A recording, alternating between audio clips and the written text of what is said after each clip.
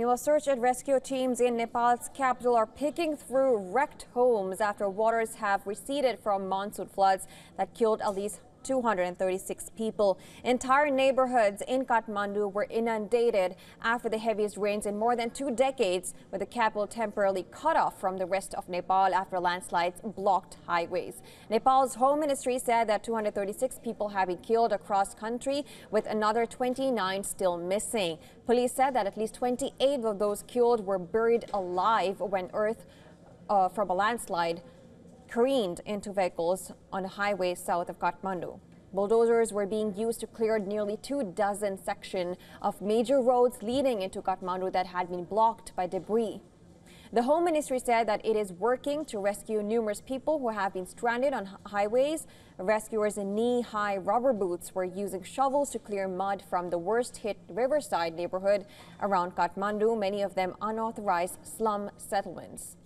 The International Center for Integrated Mountain Development, a Nepal-based think tank, said that the disaster had been made worse by unplanned urban encroachment around the Bagmati River, which flows through the capital. Nepal's army said that more than 4,000 people have been rescued with helicopters, motorboats and rafts, bringing stranded people to safety. Some are grateful to be alive following the heavy rains and flooding in Nepal, but with mass destruction at hand, the worries are far from over. Due to the flood, our situation has become delicate. We had come here to earn money. We used to live in a rented room. Everything is ruined for us. The floods have taken away our money too. What can I say? The time to pay the rent is coming. It is time to pay the child's school fee too.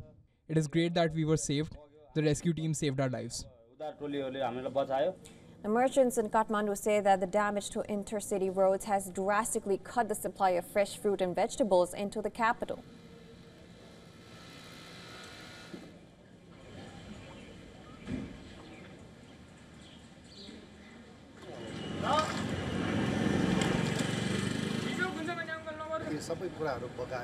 When I realized that everything had been swept away, I came here that night. I could do nothing. I called some of my friends, but the flood swept me away.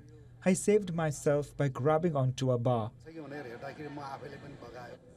Nepal's Weather Bureau has said that their preliminary data measured record-breaking rain in the 24 hours to Saturday morning. A monitoring station at Kathmandu airport recorded about 240 millimeters of rain, which is the highest figure since 2002.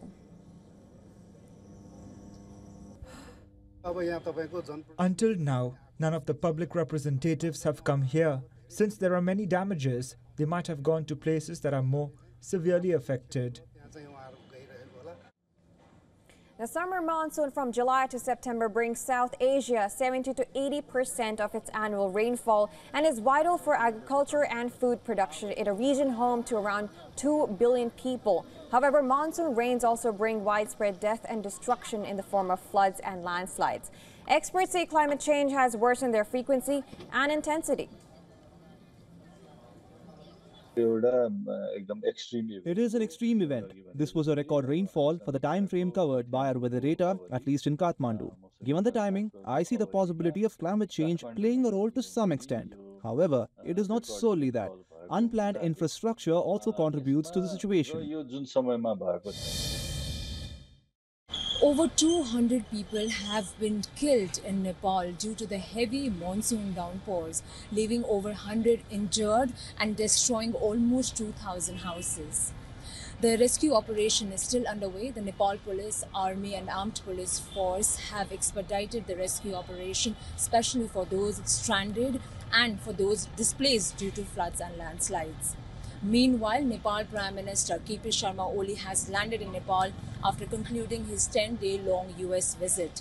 He held a cabinet meeting and has decided to announce 3 days of national mourning in the wake of the disaster and the lives lost. The Prime Minister and Minister will be giving out their month's salary to the PM's Relief Fund that will be used in the assistance and support of the victims. The Prime Minister has also declared that Nepali rupees 2 lakh will be provided to those families who have lost their loved ones. Saloni Murarka for WION World is One in Kathmandu, Nepal.